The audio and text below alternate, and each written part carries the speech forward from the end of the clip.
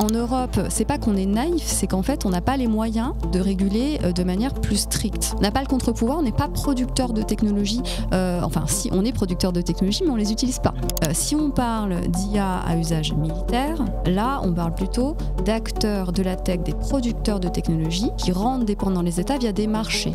Mais c'est pas seulement faire de l'open source pour faire de l'open source, pour faire du logiciel libre, c'est du logiciel ouvert dans le sens, j'en fais quelque chose qui centralise les usages, qui permet de sortir des dépendances d'usages qu'on a pour en créer d'autres, certes, mais d'autres qui soient moins sujettes en fait au capitalisme de surveillance, quoi. C'est toujours assez drôle de voir les États-Unis attaquer TikTok pour exactement la même chose que ce qu'ils font ailleurs, c'est-à-dire la surveillance, voilà. Si j'avais vraiment les mains libres et le pouvoir au niveau européen, je commencerais en effet par faire un premier audit, aller voir quelles initiatives fonctionnent et les faire grandir au niveau européen. C'est une bonne situation, ça, Scribe. Mais vous savez, moi je crois pas qu'il y ait de bonnes ou de mauvaises situations. French Tech, esprit critique pour Tech Éthique.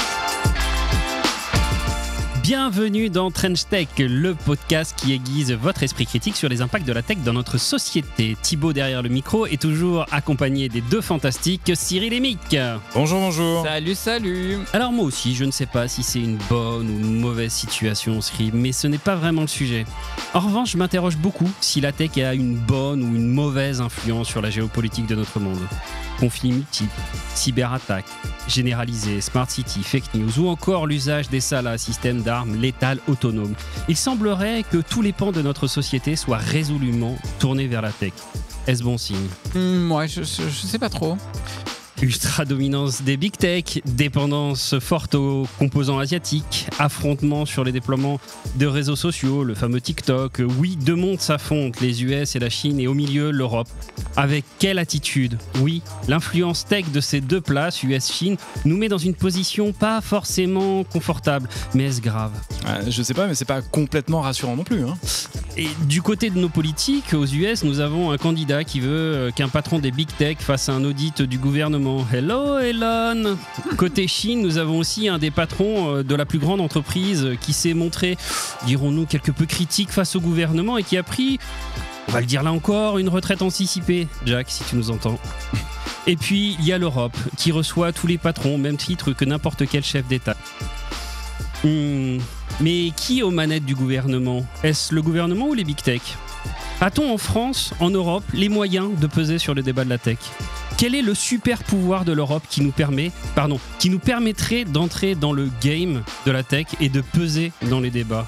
Oui, dans la diplomatie, il faut bien avoir des cartes en main pour jouer. Ah ouais, ça en fait des questions, mon Thibaut, dis donc. Un paquet, ouais. Ouais, je sais, c'est clair. Et c'est bien pour ça qu'on a le plaisir aujourd'hui de recevoir Ophélie Coelho, chercheuse indépendante, spécialisée en géopolitique du numérique, membre du conseil scientifique de l'Observatoire de l'éthique publique et associée au Centre Internet des sociétés, conférencière et auteure notamment du livre Géopolitique du numérique, l'impérialisme à pas de géant, publié en 2023 aux éditions de l'Atelier. Et avec elle, je vous propose de réfléchir, d'aiguiser votre esprit critique autour de 3 thèmes. Géopolitech. Ouais, c'est mon petit jeu de mots à moi pour dire géopolitique de la tech. C'est beau. C'est quoi la géopolitique de la tech ? La géopolitech. Justement. La géopolitech. Réponse. C'est pas mal. Fin d'émission. Merci, au revoir. Merci. Et la tech, est-ce un instrument des États ? Et puis le troisième point, quelle est la géopolitique des entreprises de la tech ? Bien entendu, vous retrouverez également 2 chroniques passionnantes avec la tech entre les lignes de Louis de Diesbach qui a un petit message pour notre invité. La philothèque, vous allez voyager, c'est juste génial. Et comme vous en avez l'habitude, après notre 3e partie, ne partez pas sans écouter notre débrief qui se clôture avec une petite citation dont vous m'en direz des nouvelles et elle pose là un petit peu le regard sur notre épisode. Et allons accueillir notre invité. Bonjour Ophélie. Bonjour. Bonjour. Salut Ophélie. Salut. Comme tu nous fais l'amitié de venir dans nos studios, dans notre studio, est-ce qu'on peut se tutoyer ? Oui, bien sûr. Ouais, Génial. même sans ça, on aurait tutoyé, Ouais, mais il faut vraiment dire que c'est En super général, cool quand même. que tu sois dans notre studio. Mais L'échange oui, ne mais va c'est n'en pour être ça. que évidemment. plus riche. C'est top. Toi, tu tutoies direct, tu poses pas la Avis à vie. tous les prochains Ah bah elle a invités. dit oui, on peut y aller. Oui, non, mais d'accord, ok. Allez. Parce que quoi qu'il arrive, on l'aurait tutoyé, d'accord, ok. Bon, commençons notre grand entretien, Ophélie, merci. French Tech, esprit critique pour Tech Éthique. Alors Ophélie, quand on entend géopolitique, on entend d'un côté géographie, parce que je doute que ce soit géométrie, et politique de l'autre côté. Bref, on devine que c'est une science qui étudie les rapports entre la géographie des États et leur politique, mais on entend surtout en creux les rapports de force entre États liés à leur position géographique sur le globe, elles-mêmes liées à des enjeux économiques, comme par exemple l'exploitation des ressources naturelles, etc. Mais alors, comment la tech se fait-elle levier d'influence géopolitique ? Existe-t-elle véritablement, Ophélie, cette fameuse géopolitech de notre ami Thibaut ? Alors c'est une question très intéressante pour démarrer. Donc oui, en effet, la géopolitique, c'est l'étude des relations de pouvoir entre d'abord à la base traditionnellement des acteurs étatiques sur un territoire, sur des territoires. Et donc ça associe à la fois la géographie, l'étude géographique, l'approche géographique et les relations internationales. Mais en ce qui concerne en fait les industries technologiques et notamment dans le numérique, évidemment, on voit l'apparition progressivement en fait au XXe siècle, depuis le milieu du XXe siècle, après la Seconde Guerre mondiale, l'apparition, la progression des multinationales, ces grandes entreprises transnationales qui prennent de plus en plus de place sur le terrain international et qui fait que du coup on peut parler d'une géopolitique, en l'occurrence du numérique, qui intègre évidemment les acteurs technologiques, des acteurs privés. C'est-à-dire que donc, la mondialisation globalement a créé une géopolitique différente de la période précédente. Et depuis le début de cette mondialisation, il y a eu plusieurs types d'industries qui sont venues se percuter, challenger les économies d'un territoire, d'un autre, d'un bloc, d'un autre bloc. Et puis, le numérique. Donc, ce serait quoi la principale différence en termes d'équilibre des différents blocs à l'échelle de la planète depuis le numérique? Alors, est-ce que l'équilibre a vraiment changé avec la tech ? En fait, il faut vraiment, il y a plusieurs périodes à tout ça. Mais bon, ce qu'on peut vraiment retenir, et ça, toutes les personnes qui, de toute façon, travaillent de manière générale sur la géopolitique, même pas géopolitique du numérique, après la Seconde Guerre mondiale, donc la montée en puissance de la suprématie américaine. Et en effet, la technologie numérique va participer, que ce soit avec les réseaux Internet, puis ensuite les couches logicielles, va participer à donner plus de pouvoir à cet empire. Maintenant, on a la montée en puissance de la Chine aujourd'hui, et donc avec le numérique, avec les évolutions technologiques dans le secteur du numérique, on voit apparaître d'autres leviers de pouvoir, évidemment, de ce point de vue-là. Et avant, est-ce qu'il y avait de la géopolitique d'autres entreprises privées que de la tech ? Nous, évidemment, on s'intéresse à la tech, mais pour comprendre comment est venu le phénomène... Au niveau industriel, par exemple. La tech, c'est évidemment récent, mais industriel. Je pense que sur ce rien, j'avais en tête Hollywood qui a été importé par les Américains, effectivement, ou Coca-Cola, ou des choses comme ça. Est-ce qu'on peut parler de géopolitique des privé, ou est-ce que c'est vraiment propre finalement à la tech que d'amener un caractère géopolitique avec elle ? En fait, il y a une économiste que moi j'aime bien qui est Susan Strange, qui dans les années 80 avait sorti un bouquin où elle parlait justement d'un renversement de situation et du retrait des États progressivement face en fait notamment à l'émergence de grandes multinationales. Et ces multinationales, ça peut être les big oil, évidemment, les big pharma, on parle des big tech aujourd'hui, mais en fait, il y a énormément de grandes entreprises, de multinationales qui ont un pouvoir considérable. Ce sont des acteurs, en effet, transnationaux, donc qui ont des atouts, en fait, par rapport même à leurs états d'origine. Et en fait, à la base, ils servent d'armes, on va dire, diplomatiques, économiques, industrielles à leurs États d'origine. C'est de la soft power, finalement, des États d'origine. À la base, c'est de la soft power. Mais au final, on se rend compte que progressivement, plus une entreprise devient forte et a quelque part de la souplesse et de la possibilité d'aller chercher ailleurs ce qui lui manque dans son état d'origine, par exemple fiscalement, légalement, en termes de réglementation, etc. Ça commence souvent par le fiscal et ça va à d'autres choses. Et du coup, forcément, ça leur donne des billes de négociation à ces entreprises. Et puis aussi, ils cultivent en fait des relations de dépendance vis-à-vis des États et de leur état d'origine, notamment. Qui fait que du coup, on peut considérer que ces grandes entreprises restent évidemment des ambassadeurs de leur état d'origine, mais sont aussi en fait à la recherche de leur propre intérêt, parfois des intérêts qui viennent, qui sont en désaccord en fait avec celui de leur pays. D'accord, et ils arrivent à rentrer en confrontation justement avec ces désaccords-là. Est-ce qu'ils arrivent à insuffler quelque chose puisqu'on parle d'armes un petit peu quand même, donc c'est... Oui, alors quand on parle... Alors faut toujours repérer armes et armes, hein. Il y a plusieurs types d'armes, je dirais plutôt levier de pouvoir. Voilà. Et en l'occurrence, il y a quelque chose, il y a un phénomène très, très intéressant de ce point de vue-là, c'est l'étude de l'histoire de la politique antitrust, par exemple, qui montre que avec le retrait des États, il y a aussi un retrait en fait, des moyens de l'État d'agir sur des grandes entreprises. Et c'est vrai que, par exemple, aux États-Unis, dès les années 70 puis 80, il y a un affaiblissement en fait, de la politique antitrust américaine au profit du coup du développement des entreprises, notamment de la tech, qui sont devenues très puissantes, notamment à cause de ça, parce qu'il n'y avait plus de politique antitrust. Aujourd'hui, on constate un retour de la politique antitrust, et c'est en fait le terrain vraiment de confrontation entre l'État et la multinationale. C'est très caractéristique. Juste pour être précis, quand tu parles de retrait de l'État, est-ce qu'on peut prendre un exemple ? Admettons SpaceX qui vient aider entre guillemets la NASA, parce que la NASA souffre de lacunes de financement du pays depuis des années. C'est ça le retrait de l'État, retrait des forces publiques, je dirais, dans l'investissement sur un certain nombre de domaines de recherche, et donc qui est complété par le privé. Et dès lors que le privé est là, finalement, c'est difficile de faire des lois antitrust parce que sinon, il n'y a plus personne pour faire le job. C'est ça qu'il faut comprendre. C'est le développement du néolibéralisme extrême. C'est ce que Michel Foucault déjà nommait à l'époque la frugalité de gouvernement.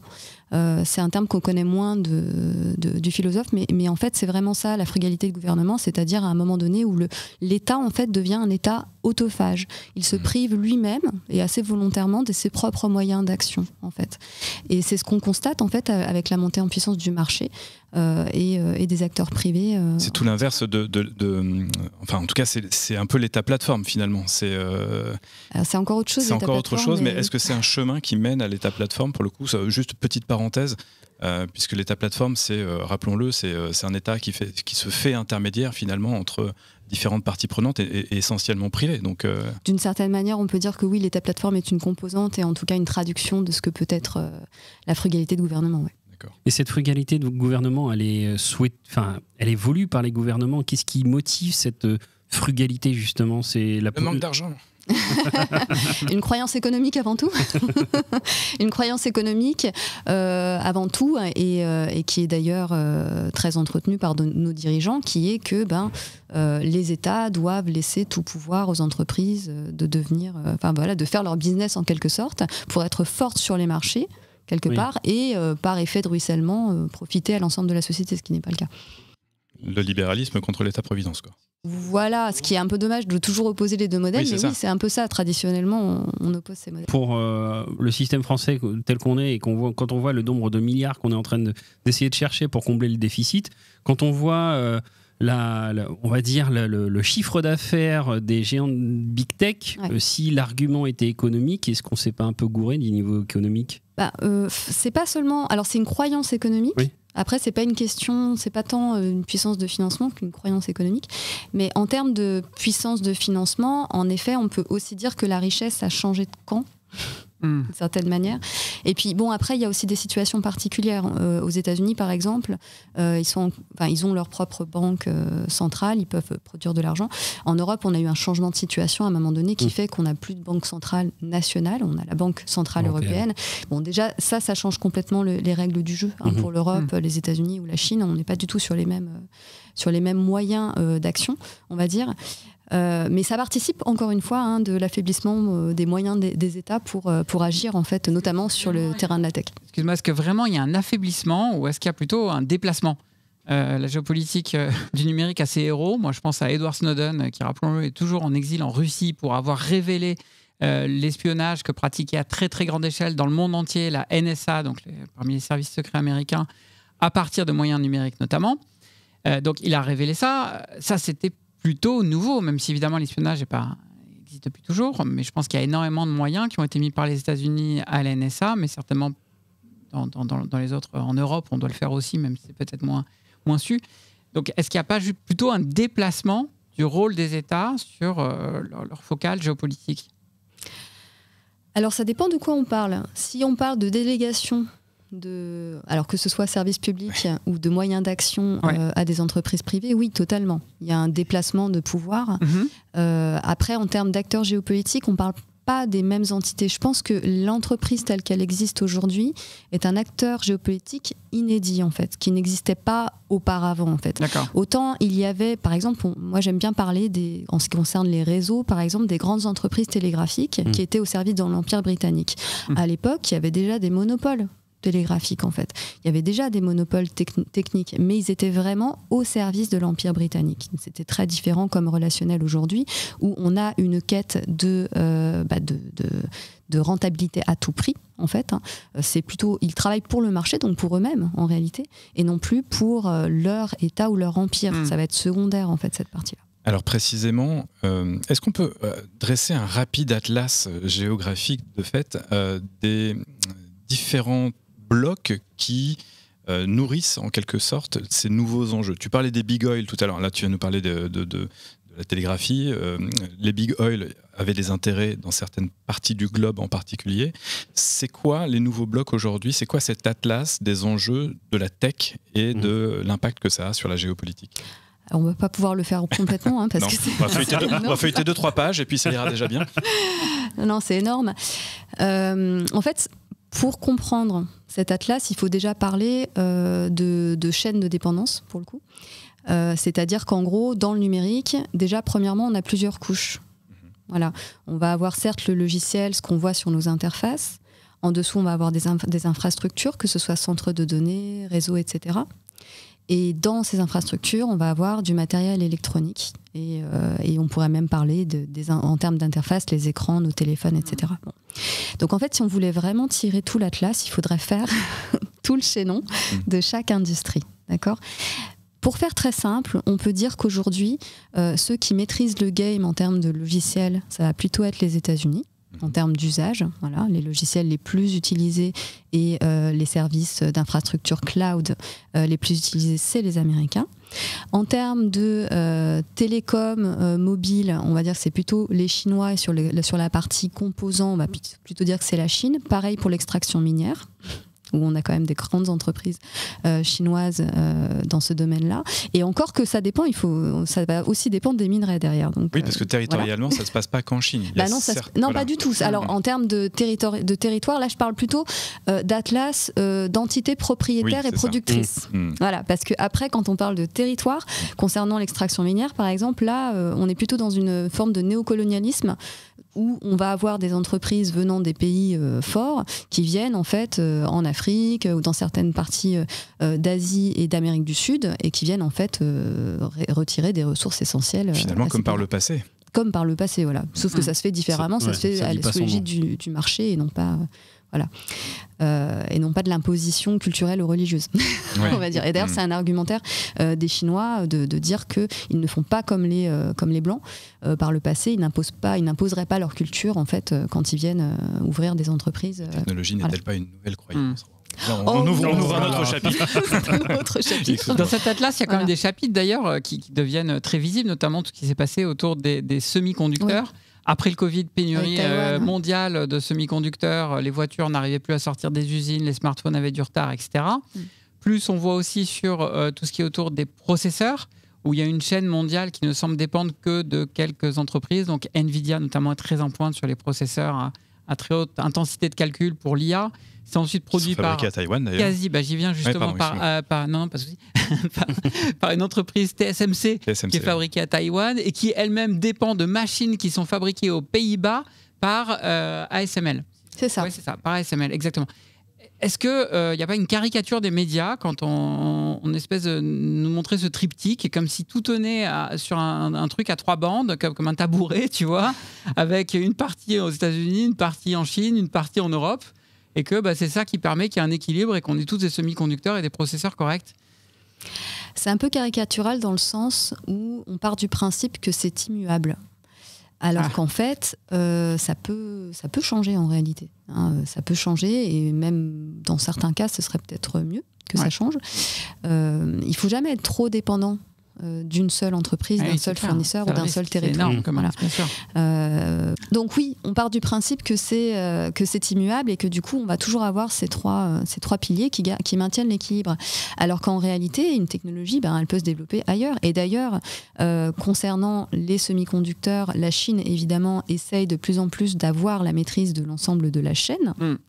Et c'est pareil pour les États-Unis avec l'importation de l'installation donc d'usines en fait de TSMC aux États-Unis.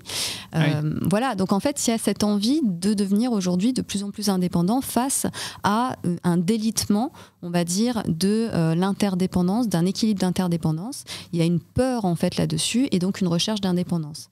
À la fois du côté de la Chine, mais aussi du côté... Ils cherchent à reprendre la main. Et de ce côté-là, ce qui est un petit peu embêtant pour l'Europe, c'est qu'on a moins les moyens que la Chine ou les États-Unis d'être indépendants. Donc on va devoir toujours plus négocier et en gros accepter les conditions. Et s'assurer d'alliances fortes au passage. Alors on va continuer d'explorer tout ça ensemble, mais alors moi ce que j'aime avec toi, c'est qu'on voyage, Ophélie. Alors on va continuer de voyager avec la philothèque d'Emmanuel Goffi. De la philo, de la tech, c'est philothèque. Bon, Emmanuel, maintenant que nos auditeurs et spectateurs peuvent nous voir en vidéo, tout le monde peut noter que nos chroniqueurs se la coulent douce au soleil, pas vrai ? Dis donc, t'es tout bronzé, mais bien sûr, tu vas me dire que ton voyage à Riyad en Arabie Saoudite était tout sauf du tourisme, pas vrai ? Que tu y allais pour parler encore d'éthique de l'IA, n'est-ce pas ? Alors oui, tu as tout à fait raison, même si le temps s'y prêtait avec ces 44 degrés, ce grand soleil, j'ai pas vraiment eu le loisir de faire du tourisme. En fait, je suis allé à Riyad dans le cadre du Global AI Summit, qui s'est tenu dans la capitale du Royaume saoudien du 10 au 12 septembre dernier, et à l'occasion duquel a été dévoilée une partie du contenu de cette fameuse charte de l'IA pour le monde islamique. Alors juste pour contextualiser, cette charte, c'est une initiative conjointe de l'ICESCO, l'Organisation du monde islamique pour l'éducation, les sciences et la culture, l'équivalent de l'UNESCO que tout le monde connaît, l'Autorité saoudienne des données et de l'IA, la SADAIA, et la Commission nationale saoudienne pour l'éducation, la culture et la science. Et cette charte, elle vise à établir un cadre de développement des systèmes d'IA, fondés sur les valeurs du monde islamique, comme l'a déclaré d'ailleurs le président de l'ICESCO, je le cite, pour l'amélioration du sort de l'humanité, et d'ajouter, tout en défendant l'héritage culturel qui définit notre identité. Excuse-moi, je t'interromps. Je note qu'on ne parle pas de valeurs musulmanes là, mais on parle de valeurs du monde islamique. Alors effectivement, c'est un point super sensible. En fait, durant les phases de consultation préparatoire de cette charte, qui notamment s'est tenue lors du séminaire régional pour l'Asie et le Proche-Orient à Mascate, au Sultanat d'Oman, l'ensemble des 53 pays représentés ont souligné que le monde islamique n'était pas composé uniquement de musulmans et que donc il fallait tenir compte de la diversité, à la fois des religions et des spiritualités représentées dans cet immense espace hétérogène, mais aussi des sensibilités à l'intérieur même du monde musulman, lui aussi très hétérogène. Ce qui est aussi très intéressant, c'est qu'au travers des discussions que j'ai pu avoir lors des travaux à Oman, certains acteurs prenaient également en compte l'impact potentiellement négatif en termes de perception qu'aurait une charte qualifiée de musulmane sur le reste du monde, et notamment sur l'Occident. Il y a donc dans le choix du nom, si tu veux, à la fois la reconnaissance de la diversité constitutive du monde islamique, mais aussi des considérations géopolitiques, voire purement politiques dans certains cas. Ok, merci pour la précision. Mais du coup, cette charte, c'est quoi exactement ? Quelle différence avec les autres chartes déjà établies, notamment la recommandation sur l'éthique de l'IA publiée par l'UNESCO en 2021 ? Alors oui, elle est différente par nature et par destination, puisqu'elle a clairement vocation à ancrer la réflexion éthique dans le cadre du monde islamique, et qu'elle repose sur un socle culturel plus étroit et ou différent des autres textes existants. Elle est par exemple différente de la recommandation, qui a une portée plus générale et englobante. Ce que j'ai noté d'intéressant, à mon sens, durant nos travaux à Oman notamment, c'est surtout à quel point le narratif construit par le monde occidental avait impacté le monde islamique. Pour te raconter une anecdote illustrative, j'assurais la direction d'un des 4 ateliers qui comprenaient notamment le Liban, l'Irak, la Malaisie, le Sultanat de Brunei, le Sultanat d'Oman et d'autres pays. Et après une grosse demi-heure de discussion, j'ai dû interrompre l'atelier pour leur faire remarquer que durant ces 30 minutes, ils n'avaient utilisé que des termes relatifs aux valeurs et principes contenus dans les chartes éthiques existantes, sans aucune référence aux spécificités du monde islamique et en particulier à celle de l'islam. Alors ça m'a évidemment marqué, mais c'est surtout les participants qui ont été surpris de constater qu'effectivement, à aucun moment, ils ne s'étaient posé la question essentielle, à savoir quelles sont les valeurs qui nous définissent comme membres du monde islamique. En fait, le paradoxe, c'est qu'il a fallu que ce soit moi, l'occidental, à religieux, qui les ramène dans leur environnement culturel. Ouais, c'est quand même surprenant. Mais du coup, qu'en est-il ressorti à Riyad ? Bien, je te dirais que le résultat me paraît assez timoré et qu'il y a une certaine frilosité à affirmer des valeurs spécifiques dans cette charte. Ce qui a été retenu sont les valeurs de vérité et d'authenticité, qui sont très importantes dans la culture islamique. En fait, cette charte n'est pas tant une réflexion philosophique sur les valeurs du monde islamique. Elle a surtout une dimension économique et géopolitique, voire politique. Elle ne pouvait pas donc être trop divergente. Du coup, on y retrouve aussi des principes tels que la transparence, l'explicabilité, la dignité humaine, le respect de la vie privée ou la confiance. Mais ce que je retiens, et ce qui me préoccupe, c'est à quel point le narratif occidental sur l'éthique appliquée à l'IA tue lentement tout esprit critique dans les aires culturelles extérieures. D'où l'importance d'écouter TrenchTech, et pourquoi pas d'ailleurs d'en avoir une version en anglais pour promouvoir l'esprit critique de manière encore plus large. TrenchTech, esprit critique pour Tech Éthique. Sympa la robe, Emmanuel, pour ceux qui ont la ref et ceux qui le suivent sur LinkedIn. Et merci pour ce voyage. C'est une jupe. Oh, c'est pas une robe. Hein. Il y a des jupes pour les hommes. Hein, vous avez pas la ref. Vous avez pas la ref. Bah si, on a la ref. Il a mis c'était une jupe, c'était pas une robe. Non. Suivez l'introduction que j'ai fait au début, Mission Cléopâtre, et suivez ce qui s'est dit dedans. Voilà, mais ça devient trop compliqué pour nous. Excusez-moi. On va revenir. Mais finalement, la technopolitique, c'était plus facile. Hein. Ouais. Tu as raison. Est-ce que c'est une bonne situation, podcasteur? Avec vous, non. Allez, coup de poignard. Allez, revenons, Ophélie.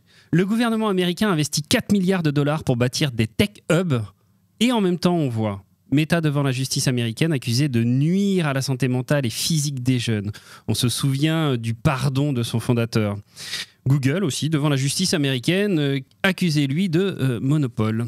On se souvient aussi du recadrage, j'en ai parlé dans mon introduction, de Jack Ma, le patron iconique d'Alibaba.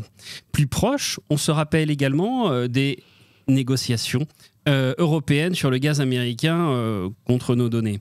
Alors, dans tout ce qu'on voit, est-ce qu'on est en train de se dire que les États reprennent la main sur la tech, si tant est qu'ils aient perdu un moment la main sur ces géants de la tech ? Alors, ils n'ont pas vraiment perdu la main pendant tout au long, pas complètement en fait, perdu la main sur la tech de manière générale, dans le sens où il y a quand même énormément d'investissements de la part des États pour des technologies numériques de manière générale, avec des grands projets, que ce soit pour le cloud, de la défense aux États-Unis, mais aussi pour tout ce qui est intelligence artificielle. Il y a beaucoup d'argent dépensé aujourd'hui de la part des États-Unis, tout comme de la Chine, et qui vont en fait dans la poche de ces entreprises aussi. Donc voilà. Donc ça, c'est une chose. Donc disons qu'ils ont quand même cette maîtrise-là.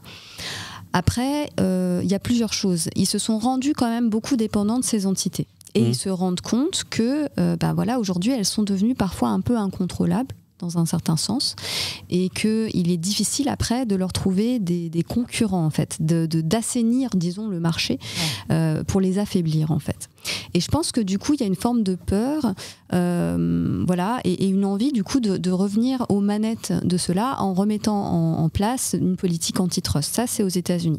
Du côté de la Chine, je pense que la Chine a vraiment tiré des leçons de ça. C'est-à-dire que à la fois, ils bénéficient des avantages du capitalisme, mais ils veulent pas les inconvénients.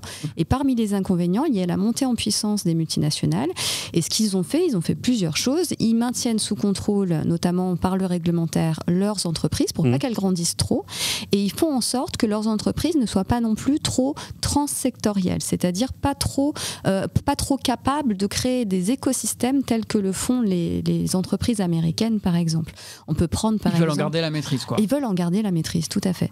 Et c'est vrai que c'est l'une des grandes forces de la big tech américaine, d'être à la fois d'avoir un levier structurel de par le fait que c'est une entreprise multinationale sur des monopoles, avec dans des secteurs clés en plus, mais aussi que ce sont des acteurs avec un levier écosystémique, donc avec en fait des produits qui sont multisectoriels sur des secteurs extrêmement différents, que ce soit la santé jusqu'à l'éducation ou le militaire. Donc on est vraiment sur des secteurs extrêmement importants, et aussi en termes d'écosystème, que leurs produits en fait communiquent et s'alimentent en fait entre eux en fait. Mais quand on parle du rapport de force entre les États et les entreprises de la tech, big ou pas, il y a quand même une variable à prendre en compte, c'est la réglementation. un État, s'il veut ou s'il veut pas qu'il se passe quelque chose, il légifère. Et en Europe, on sait très bien faire. On a empilé en quelques années le RGPD pour protéger les données personnelles, le DSA, le DMA pour régir tout le domaine numérique, les AI Act, effectivement, le Data Act, le Data Governance Act. C'est très intéressant. Toujours très décrié. Mais... Oui. Alors, c'est très intéressant de toute façon de poser ces textes et d'en parler. C'est très important, en fait, que le régulateur se pose la question de savoir comment réguler ces objets techniques. Mais il y a beaucoup de problèmes là-dedans. Évidemment, on pourrait parler de la puissance des lobbies, qui fait que finalement, Schrems 2, d'il y a quelques années, ça fait depuis 13 ans qu'on sait que le Privacy Shield n'était pas... Schrems 2, rappelons-le, Max Schrems, c'est l'avocat qui a fait sauter le premier accord d'échange de données transatlantique. Absolument. Et il a refait une deuxième fois à propos d'une nouvelle loi qui est transatlantique, donc un accord entre l'Europe et les États-Unis qui s'appelait le Privacy Shield et qui a volé en éclats. Qui a volé en éclats, et sachant qu'en plus de cela, c'était pas, c'est pas quelque chose d'inconnu, c'est pas apparu comme ça du chapeau, ça fait vraiment depuis 13 ans qu'on savait en fait que ça ne fonctionnait pas, ce genre de texte comme le Privacy Shield, donc vraiment ça n'allait pas. Mais là c'était transatlantique quand même, c'était transatlantique. C'est pas juste un continent ou un État qui dit. Oui. Absolument, C'est un signal, je veux dire, non, quand l'Europe, la manière dont l'Europe ou la manière dont les États-Unis ou la Chine ou d'autres légifèrent, c'est quand même un véritable signal vis-à-vis des big tech et la manière dont on veut positionner l'État par rapport aux entreprises de la tech globalement. Là, ça reste très traditionnel dans le cadre du Privacy Shield, parce qu'au final, derrière, c'est pas seulement des entreprises, c'est le fait que l'État puisse en fait utiliser ces données-là. Donc c'est vrai qu'il y a toujours ces deux dimensions entre acteurs privés qui profitent déjà en fait, et c'est d'ailleurs sa porte d'entrée, c'est qu'il se dit moi je ne suis pas là pour surveiller les individus comme pourrait le faire un État. Bon, c'est extrêmement discutable. Oui, ça, on est bien d'accord. En réalité, voilà, on le sait très bien. Et en fait, en Europe, c'est pas qu'on est naïf, c'est qu'en fait, on n'a pas les moyens de réguler de manière plus stricte. On n'a pas les moyens, on n'a pas les, ce n'est pas nous qui voilà, on n'a pas le contre-pouvoir, on n'est pas producteur de technologie. Enfin, si, on est producteur de technologie, mais on les utilise pas. Mais dans un sens beaucoup moins massif. Dans un sens vraiment marché, tu disais tout à l'heure, c'est important de ne pas être tributaire d'un monopole ou d'un oligopole, et précisément la réglementation européenne. En tout cas, j'ai en souvenir un épisode avec Joël Toledano qui nous expliquait que toutes les personnes qui pensent que la régulation tue l'innovation, par exemple, se trompent, puisqu'elle est là précisément pour favoriser l'innovation et ne pas laisser le marché à quelques grosses entreprises. Oui, c'est encore une croyance très néolibérale, tout ça. Alors voilà, du coup, on sent quand même que tu es très sceptique par rapport à tout ça. Est-ce que tu peux nous dire qu'est-ce qui pêche aujourd'hui dans la façon de réglementer le marché européen ? C'est très simple, on ne peut pas réglementer des logiciels qu'on ne peut pas contrôler derrière. Et c'est terrible ce que je suis en train de dire, parce que ça va à l'encontre de la propriété industrielle ou intellectuelle, etc. Mais en fait, la meilleure façon de réguler du logiciel, ce serait de travailler exclusivement avec du logiciel ouvert, en réalité. C'est un peu comme si vous essayez de réglementer des règles de travail dans une usine. Vous pouvez éventuellement envoyer un inspecteur, vérifier comment se passe le processus, comment se passe la journée d'un travailleur, etc., et comment fonctionnent les machines, etc. Ce n'est pas le cas pour un logiciel. En fait, il faudrait que le régulateur aille vérifier comment sont conçus les produits, où passent les données d'un produit à un autre, d'une brique à une autre, ce qui parfois peut être une hiérarchie un labyrinthe en fait, parce qu'on sait très bien qu'un logiciel aujourd'hui c'est des briques qui parfois sont des API tirées d'un autre produit privé, etc. Donc ça peut être extrêmement complexe. Tant qu'on n'a pas la cartographie d'un logiciel réellement, on ne peut pas vraiment le réguler. Enfin, en tout cas, on peut pas vérifier que les règles sont respectées de base. C'est d'ailleurs ce qui fait, à mon avis, que le RGPD, par exemple, était surtout basé et sur des données personnelles qu'on pouvait voir sur les interfaces uniquement, et non pas sur les métadonnées, invisibles à l'œil, et également que c'était sur du consentement, c'est-à-dire une responsabilisation de l'utilisateur, donc une individualisation du droit, et non pas une responsabilisation du côté du législateur, puisqu'il ne peut de toute façon pas voir où vont les données. Est-ce que c'est ce qui va se passer davantage aux États-Unis ? Tu as vu que OpenAI et Anthropic acceptent de soulever le capot avant la mise sur le marché de leur nouveau modèle. Est-ce que c'est ça le sens vers lequel il faut aller ? C'est-à-dire réussir à obtenir de la part des plateformes qu'on accède au secret industriel d'une certaine manière pour pouvoir vérifier comment c'est fait ? Il faut voir comment ça va être fait réellement. Ça va être mis en œuvre. En tout cas, sur le principe, sur le papier, c'est ça qu'il faudrait davantage. Oui, après, moi j'ai du mal à croire à l'ouverture totale parce que c'est là-dessus qu'ils font leur beurre. C'est comme si tu demandais à Coca la recette. Absolument. Donc en fait, et c'est là où en fait le droit du numérique se confrontera toujours à cette idée de propriété industrielle. C'est-à-dire à partir de quand en fait on considère qu'en ouvrant complètement le code, on peut conserver éventuellement une rentabilité. Voilà, parce qu'en fait, à partir de là, on peut copier n'importe quel produit. Pas dans les modèles économiques aujourd'hui. Aujourd'hui, non, ça fonctionne pas sur comme la ça. vente de licences des logiciels. Oui. Donc sur une propriété. Oui, ou en tout cas sur une technologie sur une technologie. Est-ce que l'IA rebat les cartes aujourd'hui de ces rapports entre les États et la tech? Est-ce qu'on voit, alors de même que c'est en train d'amener des bouleversements assez forts, est-ce qu'on voit que ça amène aussi des bouleversements dans ces rapports-là? Il rajoute une couche de dépendance, à mon sens. C'est-à-dire que le pouvoir de ces grandes entreprises, des grands acteurs de la tech, même ceux qui sont moins connus, qu'on voit moins. On ne parle pas souvent d'Oracle, mais Oracle, c'est un très grand acteur, par exemple. Eh bien, en fait, leur pouvoir, c'est leur capacité à rendre dépendant un écosystème et un ensemble de marchés, en fait. Et bien, l'IA, ça rajoute encore une couche à ça. C'est-à-dire que l'IA, c'est encore une couche en fait de logiciels dont on ne peut pas vraiment voir toutes les dépendances internes. Encore moins, puisqu'il y a en plus toutes les données utilisées lors de l'entraînement. Il y a déjà la dépendance de base, il y a déjà la couche de dépendance de base, et en plus de ça, on rajoute aussi une dépendance organisationnelle et à l'usage en fait, qui est que, en effet, dans certaines pratiques, on va déléguer. C'est un peu comme quand on délègue sa mémoire à son téléphone, en fait. Au bout d'un moment, on se dit, j'ai plus besoin de retenir par cœur, puisque de toute façon, les téléphones sont dans mon téléphone, sont inscrits, les numéros de téléphone sont dans mon téléphone, donc j'ai plus besoin de m'en souvenir. Et c'est un peu la même chose qui va se passer avec tous ces outils qui nous facilitent la vie. C'est qu'on a aussi une dépendance. C'est ça qui va être autre chose aussi. Alors après c'est toujours pareil, c'est de quelle IA on parle. Si on parle d'IA générative, c'est certains usages. Si on parle d'IA à usage militaire, là, on parle plutôt d'acteurs de la tech, des producteurs de technologies qui rendent dépendants les États via des marchés. Ce qui existe déjà en fait, mais ça rajoute une couche. Voilà. Sur cet exemple-là, juste celui de l'IA militaire, à moins que tu veuilles aller sur ce terrain-là. C'est exactement là où alors je te laisse. Mais c'est gentil, merci beaucoup. C'est mignon. Ouais, on est comme ça nous. Nous on est comme ça. Je prends la question. Donc alors. Ça c'est comme ça. Pour paraphraser justement sur la partie de l'IA militaire. Donc, ce qui fait aussi la souveraineté d'un peuple, c'est sa capacité à se défendre. Et pour paraphraser Tariq Rim qu'on a reçu ici, qui parlait, et moi j'aimais bien cette expression de dire un drone c'est un pilote. 10 drones c'est 10 pilotes. 1000 drones, 10 000 drones, là c'est une IA. Il a même parlé d'1 million de drones. D'1 million, oui. Mais moi j'ai réduit un petit peu les choses. Et quand on regarde un petit peu toutes les cyberattaques que l'on peut subir un peu à tous les pans de notre société, est-ce que finalement, et probablement que la comparaison est un tout petit peu hasardeuse, mais on ne serait pas à l'aube de... Un peu comme à l'époque où on avait découvert la bombe nucléaire au final, et qu'on se dirait il y a des États qui l'ont et des États qui ne l'ont pas, et on pourrait avoir cette espèce de dissuasion technologique en disant moi j'ai la techno pour, toi tu l'as pas, donc quelque part laisse-moi un peu tranquille. Alors oui et non. Il ne faut pas tout à fait la même chose pour créer une intelligence artificielle. D'accord. Un logiciel. C'est pour ça que c'était un peu hasardeux. Voilà. Un logiciel et une bombe nucléaire. Le truc, c'est qu'en fait, on peut pas sortir du scénario possible que des drones à usage commerciaux peuvent être détournés. Ça se fait déjà, peuvent être détournés. Voilà. On peut y intégrer des systèmes dedans. Donc en fait, avec des systèmes d'intelligence artificielle ouverts et développés même par des petites équipes, il n'y a pas besoin d'être des milliers. Voilà.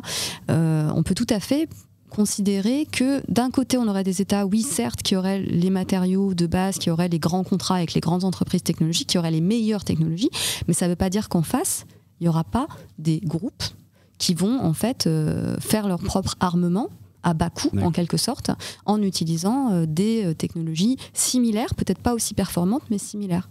D'accord.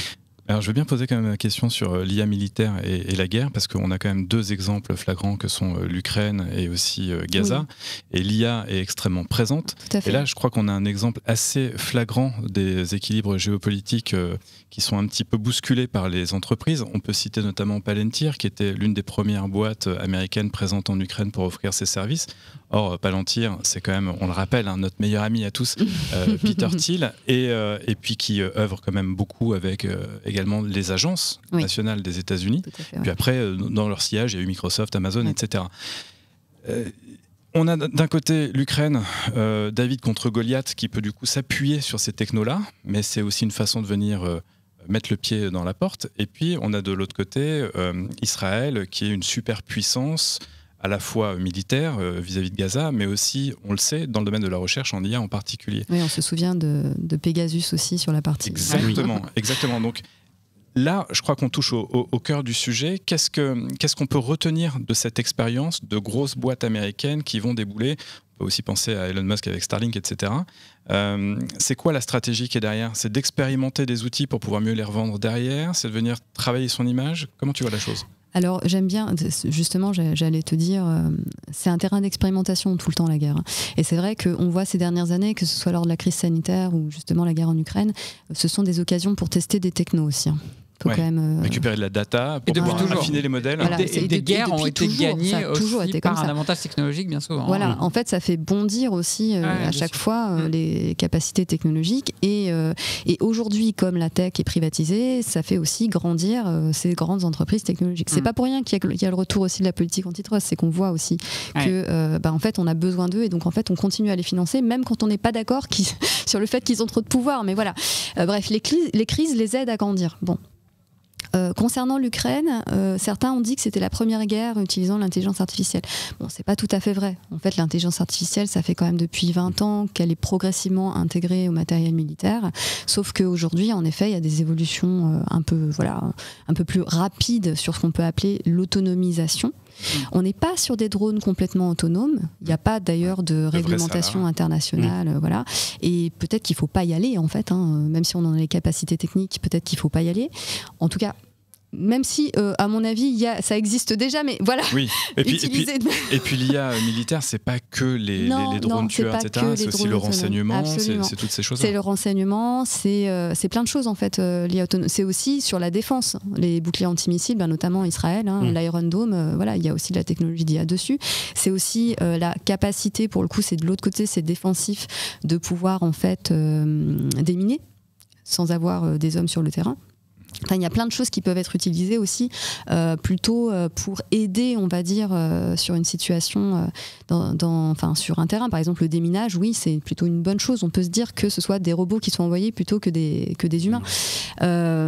Maintenant, oui, c'est que ce soit les prédateurs. C'est bien ou pas bien, finalement, qu'est-ce que ça dit du rapport de force, parfois, ou du rapport, en tout cas, je dis de force, j'influe un peu, pardon, du rapport qu'il y a finalement entre les États et les entreprises de la tech. On a l'impression que des fois, effectivement, les États laissent faire parce que ça les arrange bien, sinon il n'y a pas cet avantage tactique, on va dire, grâce à la technologie. Mais qu'en même temps, ça doit bien les embêter parce que ça rend ces entreprises effectivement encore plus puissantes, c'est ce que tu disais. Mais alors, jusqu'où ça va aller? Une espèce de mal nécessaire. Moi, j'ai l'impression que le jeu politique est devenu un business en réalité. Oui, en fait, de toute façon, l'économie de base, par exemple, la guerre froide, c'est toujours all measures short of war, c'est-à-dire c'était plutôt tout sauf la guerre. Voilà. Aujourd'hui, on est sur les deux, c'est-à-dire que c'est à la fois de l'économie, que ça va être du techno, ça va être sur les ressources et ça va être du militaire. Enfin, voilà, on a tout un ensemble on a tout un panel en fait d'armes possibles. Qu'est-ce que ça raconte? Ça raconte une situation de dépendance de plus en plus accrue, avec en effet une montée en puissance progressive de ces acteurs-là. Et aujourd'hui, il n'y a pas de réponse finale sur ça va mener à quoi. Quand on a des fous comme Elon Musk, par exemple, qui pour moi n'est pas dans la même catégorie. De grands mots. Oh là là. Je ne vois pas pourquoi tu dis ça en plus. Il est fou et je suis désolée. Ne parle pas de Musk à Cédric Villani que tu rencontres tout à l'heure. Il va te faire le coup de qui je ne connais pas. Non, non, mais il amène des réactions pour tout le monde, en tout cas, ça c'est sûr. Non, c'est un fou. C'est un fou, oui, c'est un fou. Oui, c'est un fou. Oui, c'est quelqu'un qui est, en tout cas, c'est quelqu'un qui est complètement détaché de la réalité. Ça, voilà. C'est sûr. Quand vous avez lu sa biographie, là, vous en êtes convaincu. Oui, pardon, vas-y. Non, mais c'est sûr. Enfin, je veux dire, il y a beaucoup de signes inquiétants, si tu veux.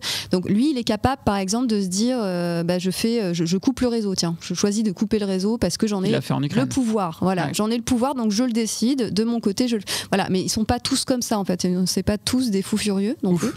Donc en fait, maintenant, la question, c'est jusqu'où peut aller un Elon Musk ou jusqu'où peut aller un Google Alphabet, jusqu'où peut aller du Amazon, du Oracle, du Nvidia dans leur démarche. Je crois que c'est complètement différent selon l'entreprise de laquelle on parle. Voilà. Et ça dépend peut-être aussi, en tout cas en ce qui concerne Musk, du futur président des États-unis. Oui, beaucoup. C'est peut-être plus simple avec un certain Donald. Oui, on va rentrer dans Retour vers le futur, je crois que c'était le 2e. Est-ce à dire que ces grandes entreprises de la tech qui veulent peser sur le champ géopolitique, voire même parfois sur le champ de la guerre, sont intéressées par autre chose que par faire du profit? Ou est-ce que c'est juste un nouveau champ d'extension du profit pour eux? Ils cherchent le pouvoir de base. Donc après, c'est plus que le profit, là. C'est autre chose que le profit, du coup. Ça correspond, mais il y a aussi du pouvoir. Il faut quand même se dire que, par exemple, l'alphabet, l'idée, c'était de faire de A à Z. C'est joli ce que tu viens de dire. L'alphabet, rappelons-le, c'est la maison mère de Google. C'est la maison mère de Google. C'était quand même leur objectif, c'était de faire, de fournir en gros des services de A à Z. Et c'est vrai que quand tu regardes leur évolution, moi, c'est l'entreprise que je préfère étudier. Ah bon ? Alphabet, ouais. Au-delà, parce que Elon Musk, c'est bien joli, mais c'est pas encore, en tout cas, un écosystème. Même s'il parle de super app, etc., c'est pas la même chose. Ça n'a rien à voir. Sa logique est complètement différente jusqu'à présent. Mais par contre, Alphabet, c'est passionnant parce que tu vois leur évolution progressive avec d'abord du logiciel, puis ensuite ils vont aller chercher le logiciel, mais aussi la santé, le militaire, le cartographique, la génétique, l'agriculture, l'énergie, les câbles sous-marins, etc. Le jeu de Go, etc. Voilà. C'est une expansion. Voilà. Et donc en fait, ça c'est passionnant parce qu'on se rend compte que c'est vraiment ça, c'est Alphabet. Donc là, il y a une logique, en effet, d'empire en fait. C'est pas le cas de toutes les entreprises. Elon Musk a une envie d'empire aussi. C'est un peu l'empereur, un peu tout seul sur son trône, d'ailleurs. Hein. C'est un peu Game of Thrones, Elon Musk, en fait. C'est la recherche du pouvoir à tout prix, même s'il écrase tous ses alliés, quoi. C'est pas grave, en gros. Écoute, merci beaucoup pour ce petit parcours et surtout ce petit passage avec Elon Musk. Il serait peut-être temps de se rafraîchir avec la tech entre les lignes de Monsieur Louis. La tech entre les lignes. Alors, Louis, aujourd'hui, tu voudrais revenir sur un concept de psychologie comportementale souvent mal compris, le nudge. Exactement, bonjour à tous et salut Ophélie. Je voulais revenir sur un concept un petit peu mystérieux utilisé à tort et à travers et à qui certains reprochent un peu tout et surtout n'importe quoi. C'est en fait en se rendant compte de cela que Cass Sunstein, donc un des pères du nudge avec Richard Thaler, qui décide de rédiger en 2017 un article au titre évocateur « Les Misconceptions About Nudges ». C'est d'ailleurs Olivier Sibony, notre expert français des questions de psychologie comportementale, qui m'avait conseillé de lire cet article. Ah, mais oui, Olivier Sibony, qu'on a d'ailleurs reçu dans Trench Tech. On avait notamment parlé des nudges, mais j'imagine que Sunstein définit le concept dans son article, Louis. Tu te doutes, effectivement. Il ouvre même le papier avec une définition volontairement simple et directe. Les nudges sont des initiatives publiques ou privées qui dirigent les individus dans une direction particulière, mais qui leur permettent de toujours aller dans leur direction s'ils le souhaitent. Et l'auteur d'enfoncer le clou quelques lignes plus loin, un nudge doit préserver la liberté d'agir, ou sinon ce ne serait pas un nudge. Jusque-là, ça m'a l'air plutôt clair. Il y aurait tant d'idées fausses autour du nudge ? Sunstein en liste 7 dans son article. Et la deuxième va vous surprendre. T'as vu comment je te nudge ? Enfin, comment je te manipule en fait, parce que c'est pas un nudge. Bref, avec notamment le fait que les nudges seraient une insulte à l'agentivité humaine, que les nudges sont de la manipulation dissimulée, ou encore que les nudges sont basés sur une confiance excessive dans les gouvernements. Ah, c'est vrai que la deuxième m'intéresse, puisque c'est souvent ce qu'on entend quand on parle de tech. Quid de la manipulation cachée ? Alors, 2 éléments de réponse s'imposent. Tout d'abord, pour une large partie des nudges, Sunstein dit qu'il ne comprend pas trop l'attaque qu'on leur fait. Si, par exemple, dans une cafétéria, les légumes sont mis avant les frites, il n'y a rien de dissimulé là-dedans, suffit d'ouvrir les yeux. Pareil pour les Nutri-Score, par exemple, ils sont quand même mis en gros sur le paquet, il n'y a rien de caché. En ce qui concerne la manipulation, Sunstein se base sur une sorte de définition commune qui traverserait l'histoire de la philosophie. Est manipulation ce qui entrave la délibération rationnelle des individus, ce qui ne serait donc dans ce cas-là pas du nudge. Ouais, d'accord, mais sur les plateformes genre YouTube ou X, avec les vidéos qui s'enchaînent ou bien ce scroll infini, il y a quand même un petit peu de manipulation là, non ? Je trouve aussi, ce qui me fait dire que soit Sunstein est malhonnête, entre nous, j'en doute, le mec est quand même plutôt brillant, soit il y a tout simplement abus de langage. Et donc on arrive au point 2. L'auteur le rappelle d'ailleurs bien. Toutes ces misconceptions sur le nudge se propagent notamment parce qu'on met des grands mots comme nudge sur un paquet de pratiques qu'on ne comprend qu'à peine. Selon moi, il y a une base commune qui tient dans une phrase.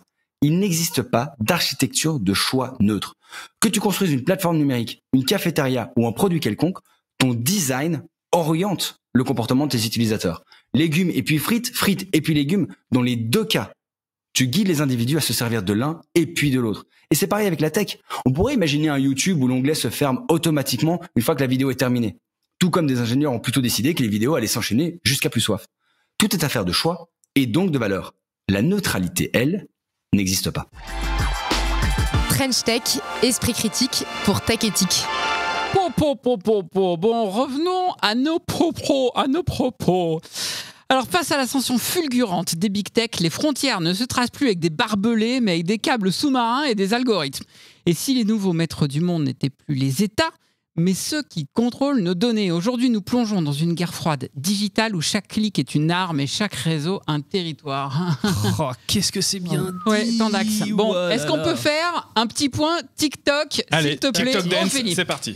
Alors, TikTok, c'était le gros bazar. Trump avait dit stop, on arrête TikTok. Soit ça devient une entreprise américaine, soit on arrête tout TikTok sur les US.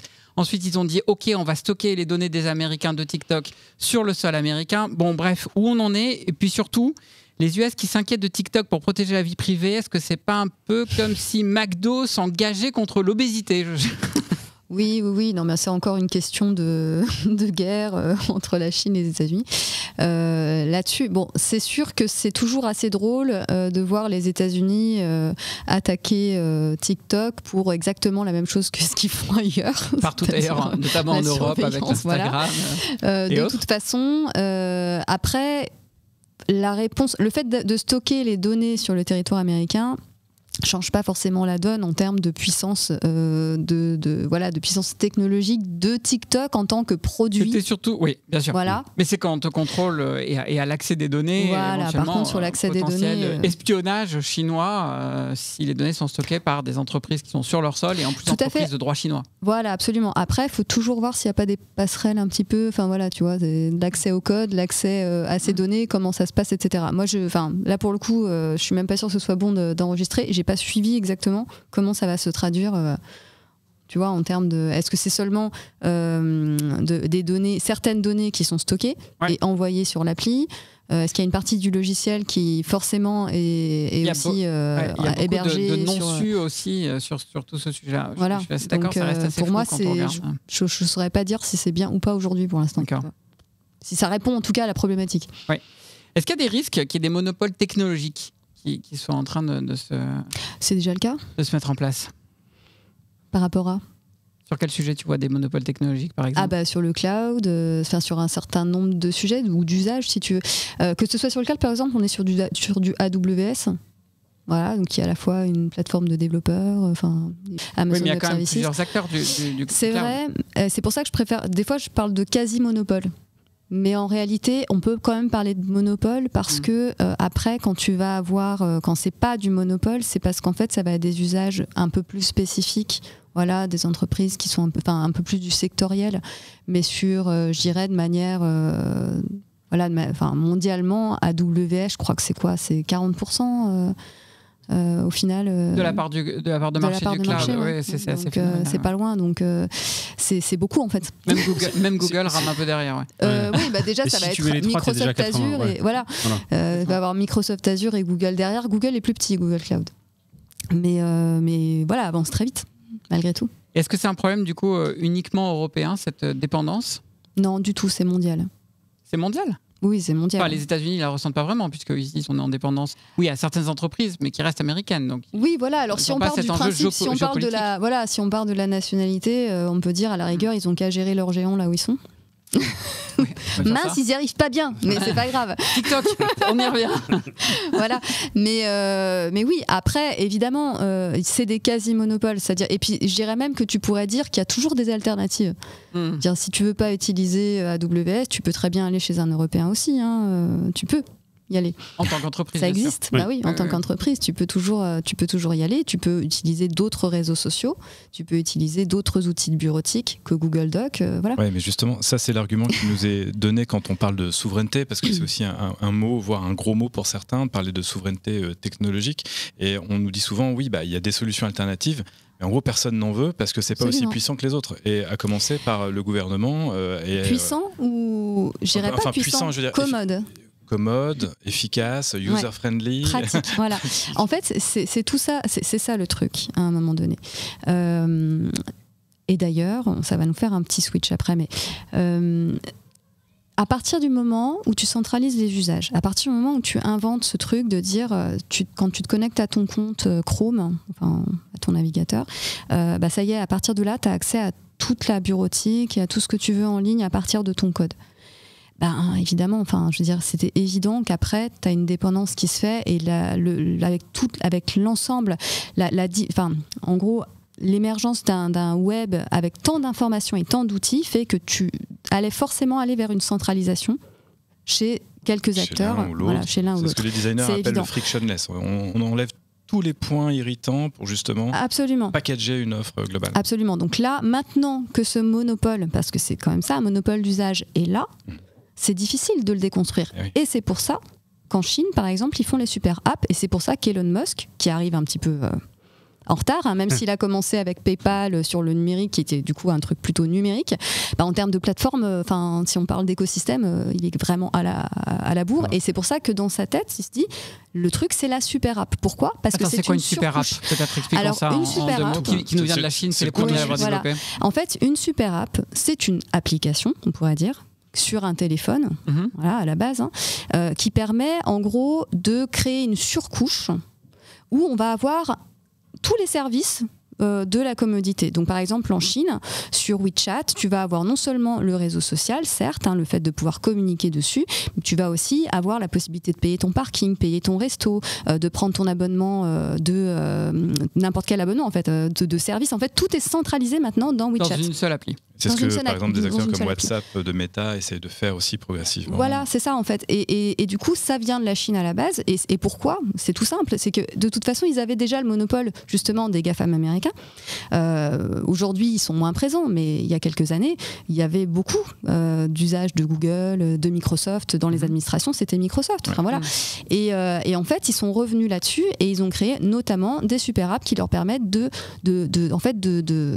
prendre, de trouver une alternative en fait au monopole des entreprises américaines. La super app en Chine, on comprend à la limite, tu vois, mais qu'est-ce qui nous empêche, nous, d'interdire justement ? Est-ce qu'on peut réguler ? Est-ce qu'on peut mettre un cadre à cela, c'est-à-dire pour éviter tout monopole et sans rentrer dans des logiques de protectionnisme qui pourraient être discutables elles aussi ? Mais est-ce qu'on peut dire à un moment donné, oui, à différentes apps, y compris chez Alphabet qui cherche à couvrir un petit peu près tous les sujets, mais non à la super app, parce que là pour le coup tu as un effet de réseau qui est tel que tu es totalement dépendant, tu peux jamais en sortir. La super app n'est pas le pire modèle possible, non, parce qu'en fait, je veux dire, à partir du moment où tu as un Android, l'Android de Google et non pas l'AOSP, parce qu'Android, tu as deux, si vous savez, l'AOSP, la version AOSP d'Android, c'est la version open source d'Android, et du coup, tu peux récupérer AOSP et en faire ton environnement de téléphone. C'est ce que fait par exemple Murena.io de Gaël Duval. Voilà, on peut avoir un téléphone dégooglisé qui utilise malgré tout Android. Mais quand tu utilises l'Android de Google, c'est ce qu'a notre réalisateur. Ça y est, il s'est réveillé. Non, mais parce que c'est ça la vraie alternative en fait. S'il y a des alternatives, voilà, mais s'il y a des alternatives à mettre en avant, c'est celle-là en fait. C'est celle qui centralise justement nos usages. Par exemple, Android, plutôt que d'utiliser l'Android de Google, il faut favoriser des téléphones sur AOSP comme Murena.io par exemple. Tu milites pour l'open source, ça fait déjà 2 fois finalement que tu reviens l'open source, au fait d'avoir des systèmes ouverts. Mais c'est pas seulement faire de l'open source pour faire de l'open source, pour faire du logiciel libre, c'est du logiciel ouvert dans le sens, j'en fais quelque chose qui centralise les usages, qui permet de sortir des dépendances d'usage qu'on a, pour en créer d'autres, certes, mais d'autres qui soient moins sujettes en fait au capitalisme de surveillance, quoi. Voilà. Et ça, il faut changer en fait notre centralisation. Maintenant, tu parlais de la super app. Est-ce qu'il faut interdire ce modèle-là ? Je pense que c'est pas ça. Il y a plusieurs choses à prendre en place. Déjà, tu parlais du protectionnisme comme quelque chose qui est pas bien, un gros mot, etc. Non, qui peut être discutable lui aussi. Qui peut être discutable, voilà. Je pense qu'il faut faire du protectionnisme ciblé. Voilà, ce que certains, il y avait des Suédois qui appelaient ça du protectionnisme modéré, c'est du protectionnisme ciblé. En gros, c'est pas je ferme tout, mais par contre je choisis certains domaines, par exemple le numérique en santé, le militaire, le renseignement, voilà, tout ce qui est en fait de questions sécuritaires, finances, éducation et santé, vraiment des piliers de la société. Ça, oui, tu fais du protectionnisme ciblé. Ce serait logique en fait. Par contre, sur le reste des usages, les usages d'autres Voilà, si par exemple tu fais de la bureautique dans une société, je sais pas, qui n'a pas d'intérêt stratégique, voilà, il y a moins d'intérêt à faire du protectionnisme ciblé, par exemple. Les enjeux sont pas les mêmes. Et au-delà de ça, oui, en effet, tu fais en sorte que les acteurs européens travaillent ensemble sur de l'open source, sur des logiciels ouverts. Pourquoi pas, je veux dire, en maillage, parce qu'en informatique, tu peux le faire. En fait, et pour autant, tu continues à avoir un modèle rentable puisque tu payes toujours pour les outils que tu utilises. Même nous, on utilise, que ce soit auprès des géants ou auprès d'acteurs européens, tu payes en fait. Donc ça reste des modèles rentables. Pourquoi on a autant de mal ? Ouais, voilà, en l'état actuel des choses, c'est crédible, ça, on peut le faire. Mais évidemment que c'est crédible. Le problème, le problème, en fait, c'est pas moi qui le dis toute seule. Je pense que si vous voulez, il y a beaucoup de gens de l'écosystème qui, depuis des années, se disent mais c'est pas possible. Voilà. Non, mais techniquement, c'est faisable, on est d'accord. Et puis on a des acteurs. Le problème, c'est l'être humain.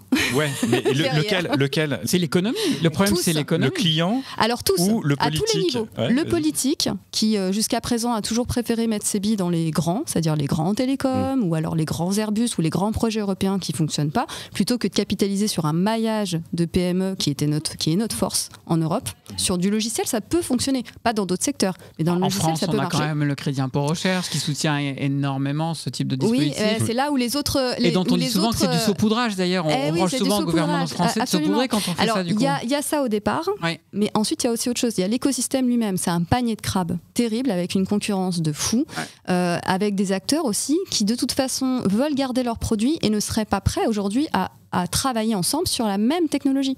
Et alors qu'en fait, en termes de numérique, on serait beaucoup plus fort si on faisait ça. Ce que tu es en train de nous dire, c'est qu'on ne travaille pas suffisamment ensemble. On ne travaille pas suffisamment ensemble. En France et en Europe, ou c'est très français, européen, c'est pareil. Enfin, de ce côté-là, je pense, en France, je connais bien le panier de crabes français, mais je pense que c'est la même chose ailleurs.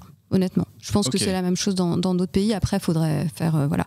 Mais en fait, voilà, on a loupé pas mal de coches, je pense, de travailler déjà ensemble en France et au niveau européen. N'en parlons pas.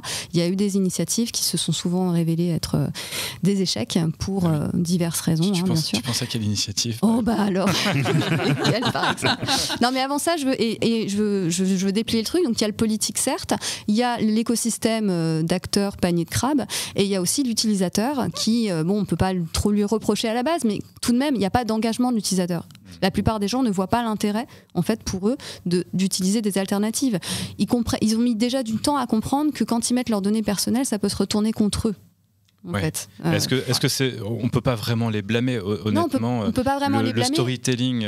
Et surtout, on a une telle charge cognitive due à l'accumulation d'informations et d'outils qui fait que, évidemment, on va pas leur dire non, mais en fait, à partir de maintenant, il va falloir que tu t'inscrives à 10 plateformes différentes et que tu rentres ton code à chaque fois, parce que sinon, c'est pas sécurisé. Ça me fait penser à April, ça me fait penser aux chatons, feu les chatons. Mais oui, voilà, c'est ça.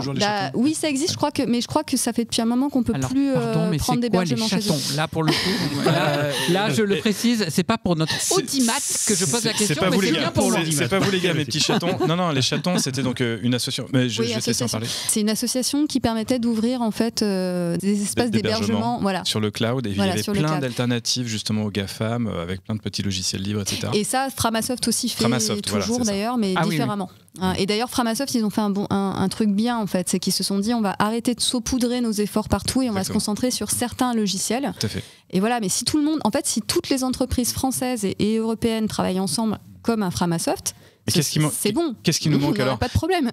Tu es nommée nouvelle commissaire européenne à la place de Thierry Breton, ou tu es nommée à la place de Clara Chapaz, secrétaire d'État au numérique. On te souhaite même d'être ministre délégué, voire même ministre. Secrétaire d'État, ça ne servira à rien au niveau national. Merci de le rappeler. Non, mais bon, on peut. Bon, je suis désolée, je suis peut-être un petit peu trop critique, mais je pense qu'au niveau, l'échelle n'est pas forcément au niveau national. On peut faire des choses, on peut faire des choix. En tout cas, par exemple, le premier choix que je ferais, c'est en termes de données de santé. Parce qu'on a fait n'importe quoi ces dernières années là-dessus au niveau français, notamment du numérique en santé. Donc protéger les données de santé et faire en sorte qu'aussi que l'allocation de moyens soit au bon endroit. Par exemple, la cybersécurité des hôpitaux aussi, ce serait pas mal aussi de mettre de l'argent là-dessus. Donc là, ce serait la santé, je pense, au niveau national, et la santé et l'éducation. Voilà, parce que c'est pareil en termes d'éducation, les universités. Sur l'éducation, c'est plutôt pas. Google, c'est love forever, quoi. Du coup, c'est plutôt pas une mauvaise nouvelle qu'elle soit logée dans l'enseignement supérieur et la recherche. Le secrétaire d'État de Clara Chapaz. On va voir quel pouvoir elle a. Voilà, parce que quand tu es secrétaire d'État, t'as pas de budget à toi. Voilà, c'est bien le sujet, effectivement, secrétariat d'État ou ministre délégué, voire ministre... Voilà, donc faut voir. Et puis c'est pas non plus, du coup, un poste interministériel. Exactement. Et ça, c'est dommage aussi. Ouais. Et par contre, au niveau européen, il y aurait quand même une condition, c'est que, par exemple, on a parlé de Schrems 2 tout à l'heure. Schrems 2, c'était une super occasion de renverser en fait, les règles du jeu. Et ça nous a échappé. Parce qu'avec l'arrivée de la guerre, enfin avec le début de la guerre en Ukraine, problématique sur le gaz, négociation sur le gaz de schiste américain, évidemment, le sujet des données au même moment a été mis de côté totalement. Ça a même été un deal. Ça a été totalement un deal en fait. De tractation. Et donc là, déjà on voit du coup, oui, officieux, mais en fait c'est tellement clair, ça a été tellement clair que je veux dire, c'est. La concordance des temps était assez incroyable. Voilà, ou alors fallait le faire beaucoup plus discretos. C'est pas vraiment la spécialité d'Ursula von der Leyen, apparemment. Et donc du coup, encore une fois, le numérique est sous-estimé entre guillemets parce qu'il y a un sujet plus urgent. Donc si tu es commissaire d'État sur les questions numériques, faut déjà ne pas avoir trop les mains liées. Il faut que ce soit vraiment reconnu comme un sujet important, stratégique. Et après, oui, au niveau européen, il y a un sacré boulot à faire. Mais pour faire ce travail-là, tu peux pas le faire tout seul au niveau de Bruxelles. Tu ferais quoi comme premier acte justement au niveau européen ? Aller voir comment fonctionnent les écosystèmes numériques des différents pays en Europe déjà premièrement, et aller faire une analyse, un audit en fait des technologies utilisées en fait. Européennes ou au niveau en Europe européen. Voir si justement on peut commencer à créer des groupes ad hoc, c'est-à-dire avec les pays qui fonctionnent sur les mêmes technologies, les expérimentations qui ont été faites depuis 20 ans sur différentes choses, celles qui ont fonctionné. Et en fait, prendre les meilleurs, en quelque sorte, les meilleurs élèves, les meilleures expérimentations et les faire monter. Et comment ça se fait qu'on n'arrive pas, t'as sûrement pas, enfin, je pense pas que tu aies la réponse, mais comment est-ce qu'on n'arrive pas à s'entendre sur ce sujet-là, qui reste critique en Europe ? On a vu le dernier rapport, le rapport Braghi, qui disait qu'on avait quand même une certaine lacune au niveau technologique. Je pense que tous les rapports qu'on peut avoir depuis au moins 15 ans diront exactement la même chose, le même constat, les mêmes problèmes. Comment ça se fait qu'on n'arrive pas à s'entendre ? Mais parce qu'on veut faire un Airbus du numérique et qu'on préfère payer des cabinets de conseil plutôt que d'aller dans le détail regarder ce qu'il y a sous le capot. C'est-à-dire qu'à un moment donné, en fait, en ce qui concerne le logiciel, des trucs vraiment bêtes et méchants, quoi. Il faut aller voir ce qu'on utilise vraiment, comment travaillent les gens, et puis au niveau européen. Et en fait, je pense qu'il manque vraiment de ça, du terrain, et une envie en fait de faire avec le numérique ce qu'on a fait avec l'aéronautique. Ça peut pas fonctionner. C'est pas du tout les mêmes industries, ça ne fonctionne pas de la même façon. Et en plus de ça, alors pour le coup, en plus de ça, on n'est pas du tout d'accord. Mais c'est pour ça, ça me fait sourire. C'est pour ça. On n'est pas du tout d'accord. Mais là-dessus, pour le coup, il est possible que je savais même pas qu'ils pensaient ça. Mais on peut pas du tout faire un Airbus européen. Par contre, le numérique permet de faire quelque chose de complètement différent, et c'est pour ça que moi j'ai plutôt tendance à dire faisons un maillage, un maillage européen. Ça peut fonctionner sur un socle commun en fait, mais il faut commencer petit. Voilà.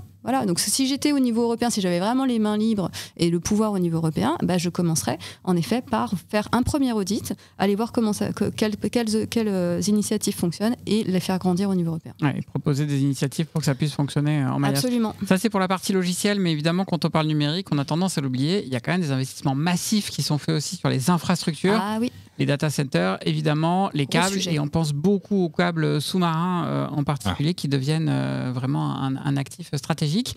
Et surtout, ces actifs stratégiques de l'infrastructure, là encore, les big tech s'en mêlent en investissant eux-mêmes de plus en plus dans les câbles sous-marins. On pense notamment à Meta, à Google, mais aussi à Amazon et à d'autres. Il faut penser aux Chinois aussi. Oui. Alors, qu'est-ce que ça veut dire, cette inversion-là, et le fait que les big tech rentrent finalement aussi sur ces sujets-là? En fait, ça fait depuis 2012 qu'ils ont commencé à investir, d'abord timidement sur des petits bouts de câbles. Celui qui investit le plus, c'est Google.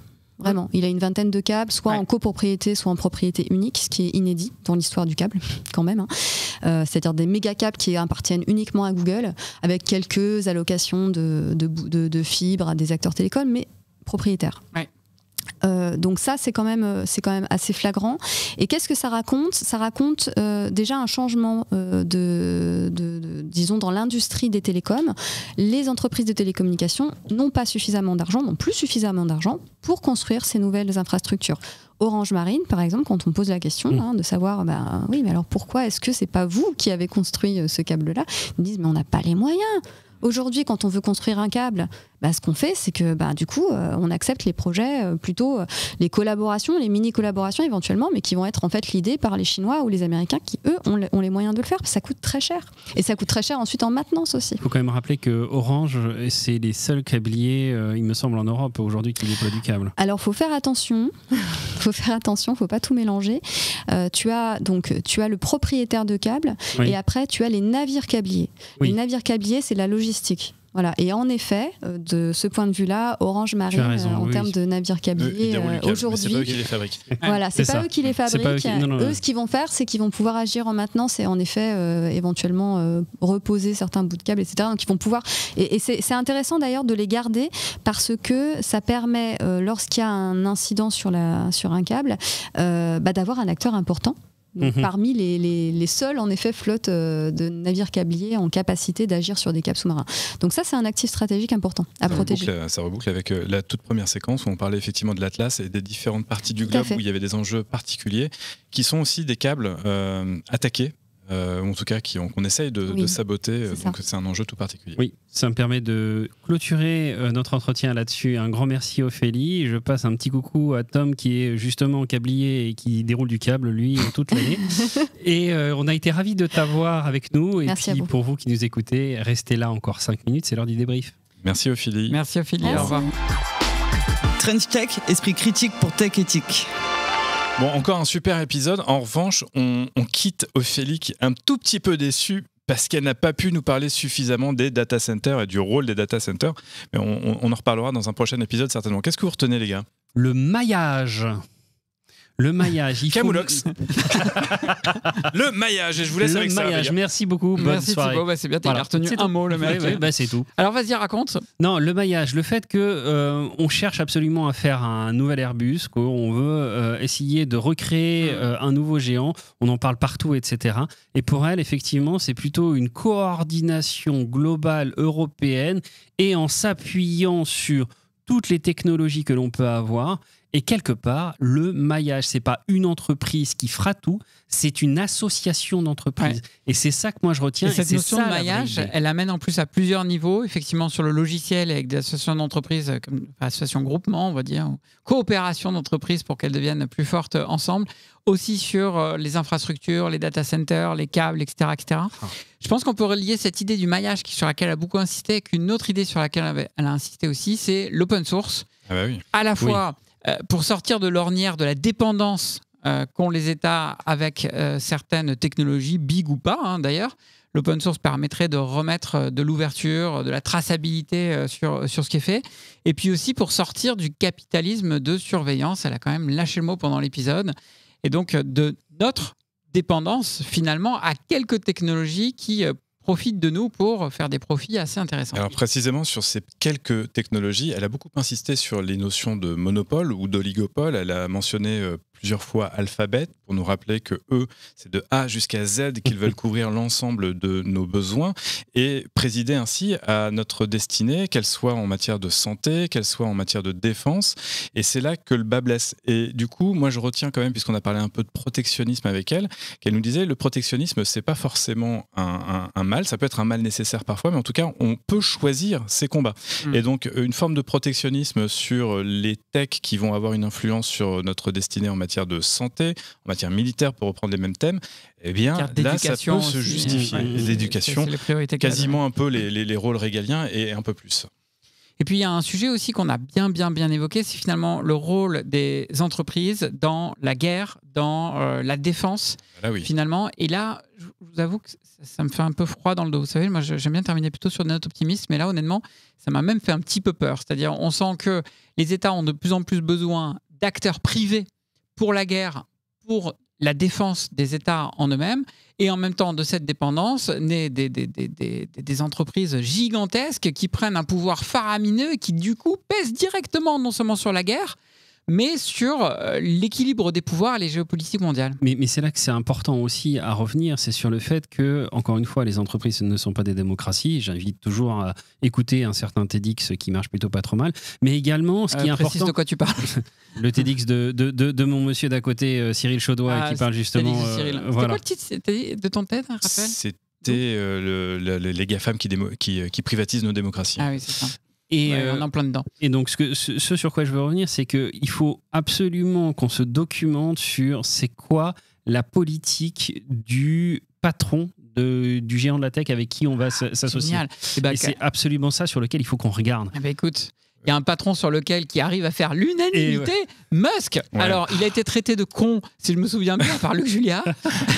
Cédric Villani ne voulait même pas en entendre parler. Et donc, c'est un fou. C'est un fou. Voilà. Mais je crois que moi, je valide à peu près les trois termes.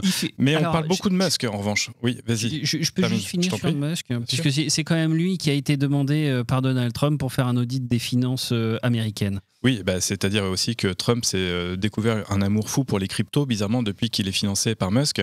Mais comme on parle beaucoup de Musk, et toi, je voudrais quand même que tu dormes tranquille, puisque tu nous dis que tu fais des cauchemars maintenant. Non, mais il faut quand même se rappeler qu'elle nous a dit qu'il n'y avait pas grand-chose de nouveau sous le soleil, qu'en réalité, on avait toujours eu besoin quand même d'aller chercher des nouvelles technos pour aller faire la guerre, et que les terrains de conflit étaient des laboratoires. Et donc, à côté de Musk, continuons de nous soucier des sociétés comme Clearview ou Palantir, dont on entend beaucoup moins parler, mais qui sont très sulfureuses et qui pourtant frayent pas mal avec le pouvoir, notamment américain. Gardons cette note positive. French Tech. Et voilà, nous avons passé plus ou moins 60 minutes ensemble pour exercer notre esprit critique sur les enjeux géopolitiques de la tech. On espère que cet OP épisode avec Ophélie Coelho vous a plu et qu'il a une nouvelle fois permis d'exercer votre esprit critique pour une tech plus éthique. Pour finir cet épisode en beauté, offrez-nous un dernier geste gratuit, pas cher. Pour protéger l'esprit critique, donnez-nous 5 étoiles sur Apple Podcast ou Spotify, levez un pouce sur YouTube et partagez cet épisode sur vos réseaux sociaux. Et parce qu'il faut travailler notre esprit critique toujours et encore, je vous laisse avec une citation de Charles de Gaulle. Rien que ça. Et oui, les États n'ont pas d'amis, ils n'ont que des intérêts.